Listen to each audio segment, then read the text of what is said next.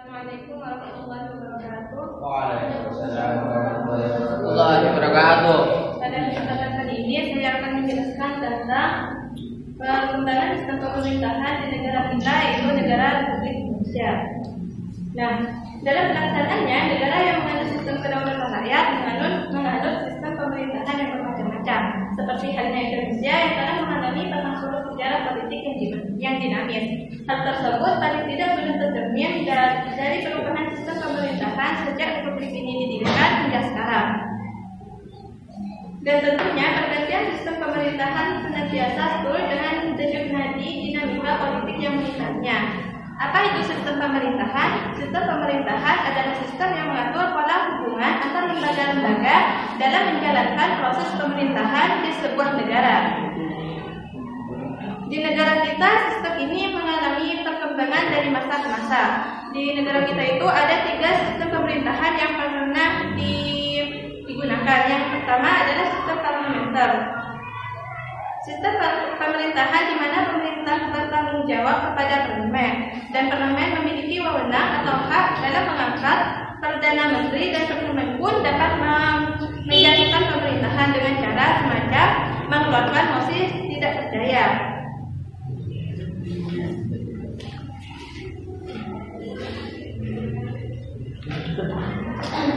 Sistem ini digunakan di negara kita pada kurun waktu sekitar 1945 atau awal kemerdekaan Indonesia sampai 1949. Sistem ini juga memiliki kekurangan dan kelebihan. Kekurangannya itu pemerintahannya kurang stabil yang mengakibatkan sering ganti-ganti kabinet yang bahkan masih belum sampai 1 periode. Seumpamanya presiden masih belum mencapai 1 periode terus diganti karena apa gitu, seperti melakukan kesalahan yang hal itu tidak sefatal yang bisa mengakibatkan presiden itu berhenti. Terus kelebihan dari sistem ini adalah fleksibilitasnya dan tanggapannya terhadap publik. Ciri-ciri sistem ini ada 3 macam. Yang pertama adanya pemisah yang jelas antara kepala pemerintah dan kepala negara. Yang kedua, kepala pemerintah adalah perdana menteri, sedangkan kepala negara adalah presiden, raja, sultan atau kaisar. Kalau di Indonesia itu presiden.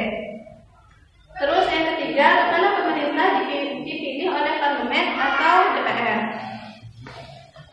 Yang kedua ada sistem semi parlementer. Sistem ini digunakan di Indonesia pada sekitar kurun waktu 1949 sampai 1959. Alasan adanya sistem ini adalah karena lepasnya wilayah Republik Indonesia kepada penjajah yaitu Belanda. Hal ini menjadi evaluasi karena tidak adanya sistem otonomi khusus untuk mengurus dan mengembangkan daerahnya sendiri. Maka muncullah satu bentuk negara di mana Indonesia tidak lagi menjadi negara kesatuan, melainkan berubah menjadi negara federal atau serikat. Dengan sistem pemerintahan semi parlementer.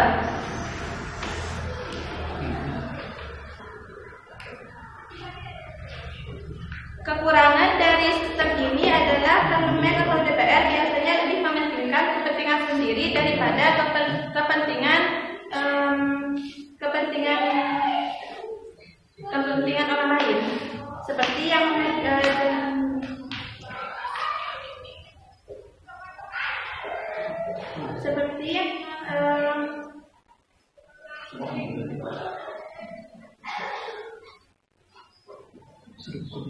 seperti seringnya terganti kabinet.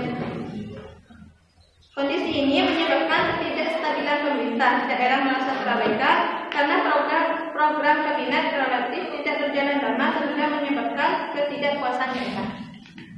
Terus kelebihan sistem ini sendiri adalah pengawasan parlemen atau DPR itu kuat sehingga dapat mendorong perdana menteri dan kabinet yang lain agar bekerja lebih baik lagi.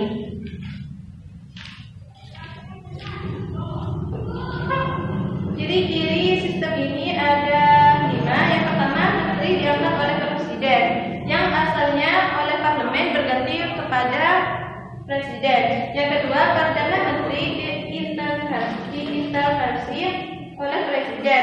itu maksud dari intervensi di sini adalah campur tangan dalam perselisihan antara dua pihak yang bertujuan untuk mewujudkan tujuan tertentu terhadap pihak yang diintervensi. Contohnya turun tangan dan semisal ada di Perdana Menteri itu ada masalah, maka Presiden turun tangan untuk menyelesaikan masalah itu. Terus yang ketiga, kabinet dibentuk oleh Presiden. Kabinet itu kalau sekarang disebut dengan menteri. So, kan ada menteri keuangan, menteri yang ketiga, yang keempat, menteri baik perorangan maupun keseluruhan bertanggung jawab kepada parlemen. Yang terakhir, Presiden berkedudukan sebagai kepala negara dan kepala pemerintahan. Yang terakhir adalah sistem presidensial atau sistem kongresional yang digunakan dari tahun 1959 sampai sekarang dengan bentuk negara kesatuan. Menurut Rod Hardware, sistem ini terdiri dari 3 unsur. Yang pertama, Presiden yang dipilih rakyat memimpin pemerintahan dan mengangkat pejabat-pejabat pemerintahan. Yang kedua, Presiden dengan Dewan Perwakilan memiliki masa jabatan yang tetap, tidak bisa saling menjatuhkan. Dan yang terakhir, tidak ada status yang tumpang tindih antara badan eksekutif dan badan legislatif.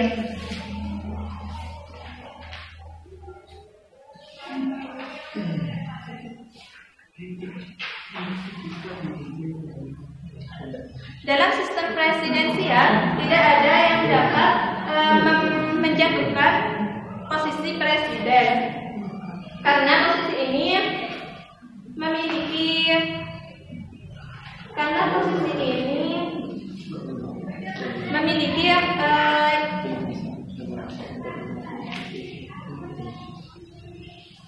posisi ini yang relatif kuat dan tidak dapat dijatuhkan karena rendahnya subjektif, seperti rendahnya hubungan politik. Namun masih ada cara untuk menjatuhkan posisi ini, yaitu dengan jika presiden itu melakukan kesalahan fatal seperti terlibat dalam masalah kriminal atau pengkhianatan terhadap negara. Ciri-ciri sistem pemerintahan ini yang pertama, presiden berkedudukan sebagai kepala pemerintah sekaligus kepala negara. Yang kedua, kekuasaan eksklusif presiden diangkat berdasarkan demokrasi rakyat dan dipilih langsung oleh mereka atau meliputi melalui badan perwakilan rakyat, seperti yang ada pada sekarang ini, yang terjadi pada sekarang ini. Sampai di sini, kurang lebihnya mohon maaf. Akhirul kalam. Assalamualaikum warahmatullahi wabarakatuh. Waalaikumsalam.